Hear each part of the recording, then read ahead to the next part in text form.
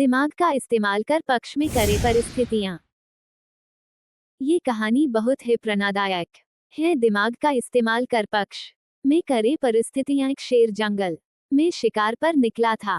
एक लोमड़ी अचानक उसके सामने आ गई। लोमड़ी को लगा कि अब उसे कोई नहीं बचा सकता है, लेकिन उसने हार नहीं मानी और अपनी जान बचने के लिए एक तरकीब सोची। लोमड़ी ने शेर से कड़े शब्दों में कहा, तुम्हारे पास इतनी ताकत नहीं कि मुझे मार सको। ये सुनकर शेर थोड़ा अचंभित हुआ। उसने पूछा, तुम ऐसा कैसे कह सकती हो? लोमड़ी ने अपनी आवाज और ऊंची करते हुए बोली, मैं तुम्हें सच बता देती हूँ। ईश्वर ने स्वयं मुझे इस जंगल और जंगल में रहने वाले सभी जानवरों का राजा बनाया है। यदि तुमने मुझे मारा तो यह ईश्वर के विरुद्ध होगा और तुम भी मर जाओगे। कुछ देर चुप रहने के बाद लोमड़ी ने कहा, अगर विश्वास नहीं हो रहा है तो तुम मेरे साथ जंगल घूमने चलो। तुम मेरे पीछे चलना और देखना कि जंगल के जानवर मुझसे कितना डरते हैं।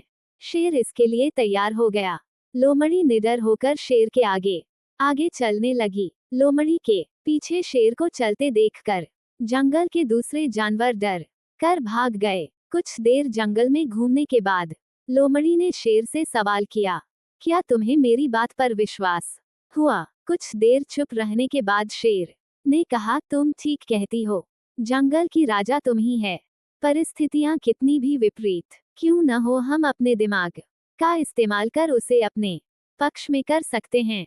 हमारा दिमाग प्रोग्राम के आधार पर काम करने वाला कंप्यूटर नहीं है।